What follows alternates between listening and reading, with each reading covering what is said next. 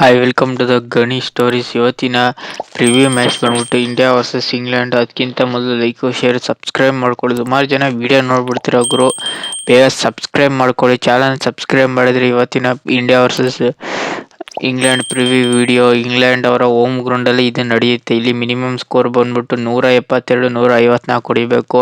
ಒಟ್ಟಲ್ಲಿ ಸಿಕ್ಕಾಬಟ್ಟೆ ಇಂಗ್ಲೆಂಡ್ ಅವ್ರಿಗೆ ಅಡ್ವಾಂಟೇಜ್ ಇದೆ. ಮೇನು ಇಂಗ್ಲೆಂಡು ಸಿಕ್ಕಾಬಿಟ್ಟೆ ಈಸಿ ಅಂತೂ ಇರೋದಿಲ್ಲ ಗುರು. ಒಟ್ಟಿನಲ್ಲಿ ಇಂಡಿಯಾದವರು ಸಿಕ್ಕಾಬಿಟ್ಟೆ ಮ್ಯಾಚ್ನ ಸೋಲೋದಕ್ಕಿಂತ ಈಗ ಇಂಡಿಯಾ ವರ್ಸಸ್ ಐರ್ಲೆಂಡ್ ಮ್ಯಾಚಲ್ಲಿ ಇಂಡಿಯಾದವರು 2 ಮ್ಯಾಚ್ನ ಸೋತ್ಕೊಬರ್ತಿದೆ. ಇಂಗ್ಲೆಂಡ್ ಅವರು ಮ್ಯಾಚ್ನ ಗೆದ್ಕೊಬರ್ತಿದ್ದಾರೆ. ಒಟ್ಟಿನಲ್ಲಿ ಇಂಡಿಯಾದಲ್ಲಿ ಸಿಕ್ಕಾಬಿಟ್ಟೆ ಟೀಮ್ ಚೇಂಜಸ್ ಆಗಲಿ, ಒಟ್ಟಿನಲ್ಲಿ ಸಿಕ್ಕಾಬಿಟ್ಟೆ ಚೇಂಜಸ್ ಆಗ್ತಿದೆ. ಒಟ್ಟಿನಲ್ಲಿ ಪಿಚ್ ರಿಪೋರ್ಟಲ್ಲಿ ನೋಡಿದ್ರೆ ಒಟ್ಟಿನಲ್ಲಿ ಯಾರು ಮಿನಿಮಮ್ ಫಸ್ಟ್ ಬ್ಯಾಟಿಂಗ್ ಆಡ್ತಾರೆ ಅವರು ಇಲ್ಲಿ ಬ್ಯಾಟಿಂಗ್ ಆಡಿದ್ರೆ ಅವರು ಮ್ಯಾಚ್ ಗೆಲ್ಲೋ ಚಾನ್ಸ್ ಸಿಕ್ಕಾಬಿಟ್ಟೆ ಇದ್ದೇ ಇರುತ್ತೆ. ಒಟ್ಟಿನಲ್ಲಿ ಈ ಮ್ಯಾಚ್ನ ಇಂಡಿಯಾ ಗೆಲ್ಲೋದು ಡೌಟ್ ಅಂತ ನನಗೇನೋ ಕಾಣುತ್ತಿದೆ ಗುರು. ಇಂಡಿಯಾ ವರ್ಸಸ್ ಇಂಗ್ಲೆಂಡಲ್ಲಿ ನನ್ನ ಪ್ರಕಾರ ಇಂಡಿಯಾ ಈ ಮ್ಯಾಚ್ನ ಗೆಲ್ಲೋದಿಲ್ಲ, ಇಂಗ್ಲೆಂಡ್ ಫಸ್ಟ್ ಮ್ಯಾಚ್ನ ಗೆಲ್ತಾರೆ ಅಂತ ನನಗೇನು ಅನ್ನಿಸ್ತಿದೆ. ಒಟ್ಟಿನಲ್ಲಿ ಫಸ್ಟ್ ಬ್ಯಾಟಿಂಗ್ ಆಡಿದ್ರೆ ಈ ಪಿಚ್ಚಲ್ಲಿ ಫಸ್ಟ್ ಬ್ಯಾಟಿಂಗ್ ಆಡೋರು ಸಿಕ್ಕಾಬಿಟ್ಟೆ ಅಡ್ವಾಂಟೇಜ್ ಇದೆ.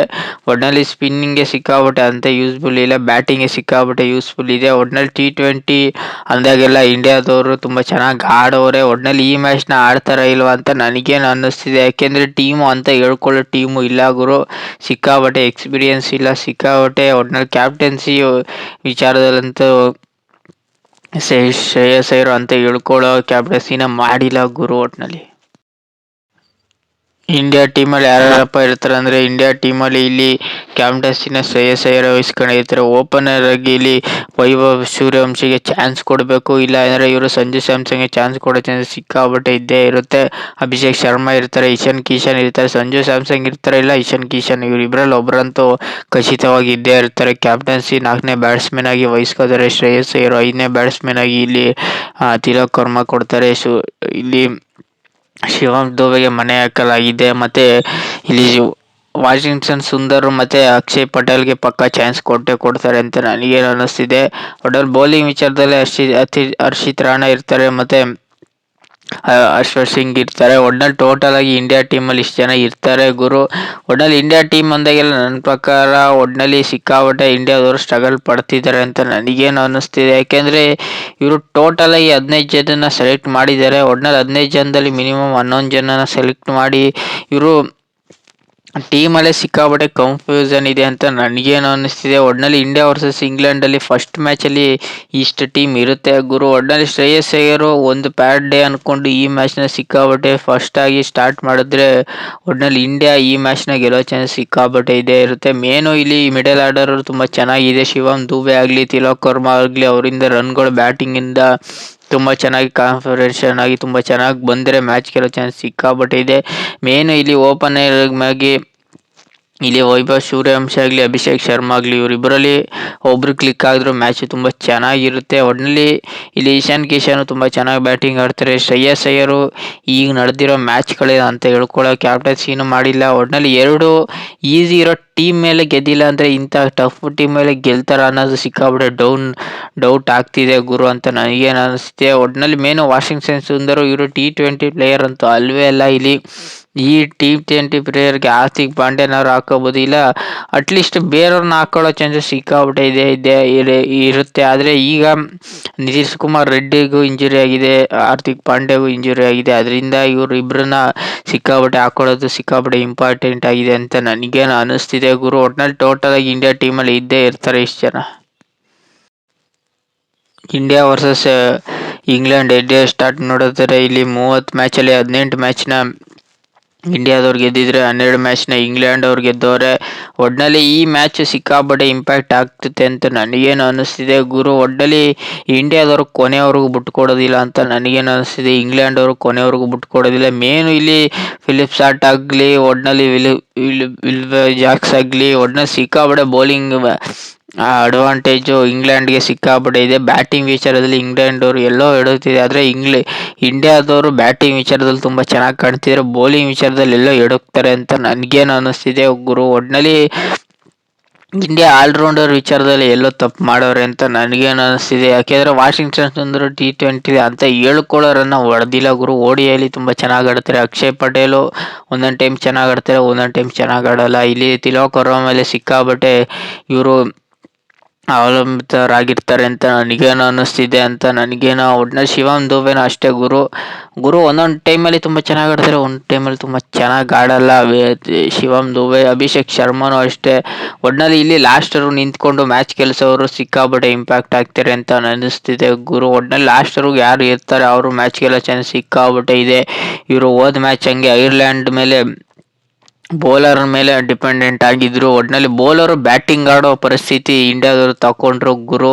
ಒಟ್ನಲ್ಲಿ ಈ ಮ್ಯಾಚ್ ಅಂತೂ ಸಿಕ್ಕಾಪಟ್ಟೆ ಇಂಪ್ಯಾಕ್ಟ್ ಆಗುತ್ತೆ. ಈ ಮ್ಯಾಚಲ್ಲಿ ಫಸ್ಟ್ ಮ್ಯಾಚಲ್ಲಿ ಇಂಡಿಯಾದವರು ಹೆಂಗೆ ಆಡ್ತಾರೆ, ಇನ್ನು ಇರೋ 4 ಮ್ಯಾಚಲ್ಲಿ ಹೆಂಗೆ ಆಡ್ತಾರೆ ಅನ್ನೋದನ್ನ ಈ ಫಸ್ಟ್ ಮ್ಯಾಚಲ್ಲಿ ಗೊತ್ತಾಗ್ಬಿಡುತ್ತೆ ಗುರು. ಒಟ್ನಲ್ಲಿ ಇಂಡಿಯಾ ಟೈಮಲ್ಲಿ ಸಿಕ್ಕಾಪಟ್ಟೆ ಟೀಮ್ ಚೇಂಜಸ್ ಅಂತೂ ಮಾಡಲೇಬೇಕು.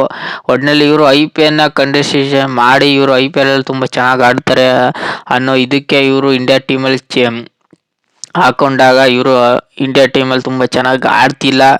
ಇವರು ಯಾವುದನ್ನ ಡಿಪೆಂಡೆಂಟ್ ಆಗಿ ಸೆಲೆಕ್ಟ್ ಮಾಡ್ತಾರೆ ಅನ್ನೋದು ಒಂದೊಂದು ಸತಿ ಈ ಥರ ಮ್ಯಾಚ್ಗಳನ್ನ ಸೋತದಾಗಂತೂ IPLನ ಡಿಪೆಂಡೆಂಟ್ ಆಗಿ ಸೆಲೆಕ್ಟ್ ಮಾಡಿದ್ರು ತಪ್ಪಾಗುತ್ತಾ ಅಂತ ನನಗೇನು.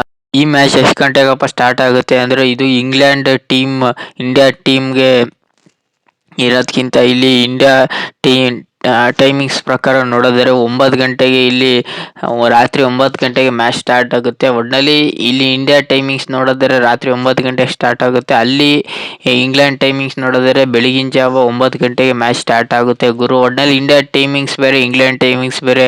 ಒಟ್ಟಿನಲ್ಲಿ ಸಿಕ್ಕಾಪಟ್ಟೆ ಚೇಂಜಸ್ ಅಂತ ಹಾಗೇ ಇರುತ್ತೆ. ಒಟ್ಟಿನಲ್ಲಿ ಇದು ಎಲ್ಲಪ್ಪ ಬರುತ್ತೆ ಅಂದರೆ ಟಿ ವಿಲಿ ಸೋನಿ ಸ್ಟಾರ್ ಸ್ಪೋರ್ಟ್ಸಲ್ಲಿ ಬರುತ್ತೆ, ಇಲ್ಲ ಸ್ಟಾರ್ ಸ್ಪೋರ್ಟ್ಸ್ ಕನ್ನಡದಲ್ಲಿ ಬರುತ್ತೆ ಅಂತ ನನಗೇನು ಅನಿಸುತ್ತೆ.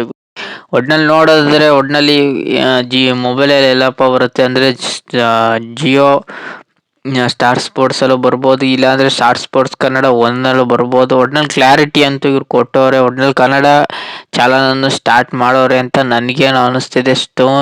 ಸೋನಿಯವರು ಒಟ್ನಲ್ಲಿ ಈಗ ಹೆಂಗೆ ಸ್ಟಾರ್ ಸ್ಪೋರ್ಟ್ಸ್ ಕನ್ನಡ ಒಂದಿದೆ, ಸೋನಿ ಕನ್ನಡ ಸ್ಟಾರ್ ಸ್ಪೋರ್ಟ್ಸ್ನ ಓಪನ್ ಮಾಡೋರೆ ಅಂತ ನನಗೇನು ಅನ್ನಿಸ್ತಿದೆ ಗುರು. ಒಟ್ಟಿನಲ್ಲಿ ಫೋನಲ್ಲಿ ಜಿಯೋ ಹಾಟ್ಸ್ಟಾರಲ್ಲಿ ಬರ್ಬೋದು, ಇಲ್ಲ ಸೋನಿ ಲೈವಲ್ಲಿ ಸ್ಟಾರ್ ಸ್ಪೋರ್ಟ್ಸ್ ಚಾನಲಲ್ಲಿ ಬರ್ಬೋದು ಗುರು. ಒಟ್ಟಿನಲ್ಲಿ ಇಂಡಿಯಾದಲ್ಲಿ ಹಿಂದಿ ಇಂಗ್ಲೀಷಲ್ಲಂತೂ ಸೋನಿ ಚಾನಲಲ್ಲಿ ಬಂದೇ ಬರುತ್ತೆ. ಒಟ್ಟಿನಲ್ಲಿ ನನ್ನ ಪ್ರಕಾರ ಇವರು ಕನ್ನಡ ಲ್ಯಾಂಗ್ವೇಜ್ನ ಸ್ಟಾರ್ ಸ್ಪೋರ್ಟ್ಸ್ ಕನ್ನಡಕ್ಕೆ ಕೊಡ್ಬೋದು. ಒಟ್ನಲ್ಲಿ ಮೊಬೈಲಲ್ಲಿ ಸ್ಟಾರ್ ಸ್ಪೋರ್ಟ್ಸ್ ಆರ್ಟ್ಸಲ್ಲಿ ಬರ್ಬೋದು, ಇಲ್ಲ ಸೋನಿ ಚಾನಲಲ್ಲಿ ಬರ್ಬೋದು.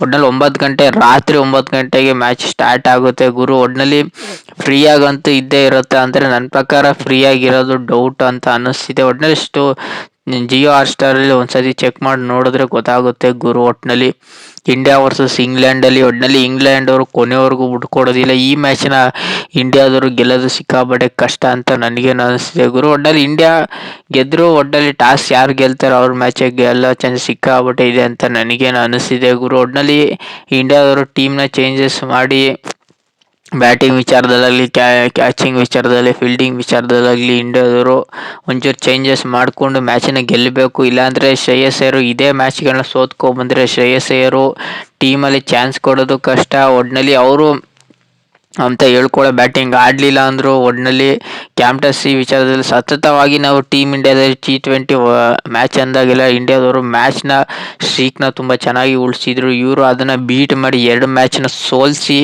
ಈಗ ಇಂಡಿಯಾ ವರ್ಸಸ್ ಇಂಗ್ಲೆಂಡಲ್ಲಿ ಈ ಮ್ಯಾಚ್ನ ಗೆಲ್ತಾರೆ ಅಂದರೆ ನನಗೇನೋ ಡೌಟ್ ಅನ್ನಿಸ್ತಿದೆ ಗುರು. ಒಟ್ಟಿನಲ್ಲಿ 2ನೇ ಮ್ಯಾಚ್ನ ಇಂಡಿಯಾದವರು ಗೆಲ್ಬೋದು, 1ನೇ ಮ್ಯಾಚ್ನ ಇಂಗ್ಲೆಂಡ್ ಅವರು ಗೆಲ್ತಾರೆ ಅಂತ ನನಗೇನು ಅನ್ನಿಸ್ತಿದೆ ಗುರು. ಒಟ್ಟಿನಲ್ಲಿ ಇಂಗ್ಲೆಂಡ್ ಹೋಮ್ ಗ್ರೌಂಡಲ್ಲಿ ಸಿಕ್ಕಾಪಟ್ಟೆ ಅಡ್ವಾಂಟೇಜ್ ತಗೋತಾರೆ ಅಂತ ನನಗೇನು ಅನ್ನಿಸ್ತಿದೆ. ಒಟ್ಟಿನಲ್ಲಿ ಮಿನಿಮಮ್ ಯಾರು 200 ಹೊಡಿತಾರೋ ಅವ್ರ ಮ್ಯಾಚ್ ಗೆಲ್ಲೋ ಚಾನ್ಸ್ ಸಿಕ್ಕಾಪಟ್ಟೆ ಇದೆ. ಇಂಗ್ಲೆಂಡವರು ಏನಾದ್ರು 200 ಹೊಡೆದು ಇಂಡಿಯಾದವರು 200 ಹೊಡೆಯೋಕ್ಕೆ ಚೇಸ್ ಮಾಡೋಕ್ಕೆ ಕೊಟ್ಟರೆ ಇಂಡಿಯಾದವರು ಸಿಕ್ಕಾಪಟ್ಟೆ ಸ್ಟ್ರಗಲ್ ಪಡ್ತಾರೆ ಗುರು. ಇಂಡಿಯಾದವರು ಬ್ಯಾಟಿಂಗ್ ವಿಚಾರದಲ್ಲಿ ತುಂಬ ಚೆನ್ನಾಗಿ ಕಾಣ್ತಿದ್ದಾರೆ, ಇಂಗ್ಲೆಂಡ್ ಅವರು ಬ್ಯಾಟಿಂಗ್ ವಿಚಾರದಲ್ಲಿ ತುಂಬ ಚೆನ್ನಾಗಿ ಕಾಣ್ತಿದ್ದಾರೆ. ಆದರೆ ಇಂಡಿಯಾದವರು ಎಲ್ಲೋ ಬೌಲಿಂಗ್ ವಿಚಾರದಲ್ಲಿ ಒಂಚೂರು ಎಡುಕ್ತಿದ್ದಾರೆ ಅಂತ ನನಗೇನು ಅನ್ನಿಸ್ತಿದೆ ಗುರು. ಒಟ್ಟಿನಲ್ಲಿ ಫೀಲ್ಡಿಂಗ್ ವಿಚಾರದಲ್ಲೂ ಸಿಕ್ಕಾಪಟ್ಟೆ ಇಂಡಿಯಾದವರು ಎಡುಕ್ತಿದ್ದಾರೆ ಅಂತ ನನಗೇನು ಅನ್ನಿಸ್ತಿದೆ ಗುರು. ಒಟ್ಟಿನಲ್ಲಿ ಇಂಡಿಯಾ ವರ್ಸಸ್ ಇಂಗ್ಲೆಂಡಲ್ಲಿ ಇಂಡಿಯಾದವರು ಕೊನೆವರೆಗೂ ಕೊಡೋದಿಲ್ಲ. ನನಗೇನೋ ಮ್ಯಾಚ್ನ ಇಂಗ್ಲೆಂಡ್ ಅವರು ಗೆಲ್ತಾರೆ ಅಂತ ನನಗೇನು ಅನ್ನಿಸ್ತಿದೆ ಗುರು. ಒಟ್ಟಿನಲ್ಲಿ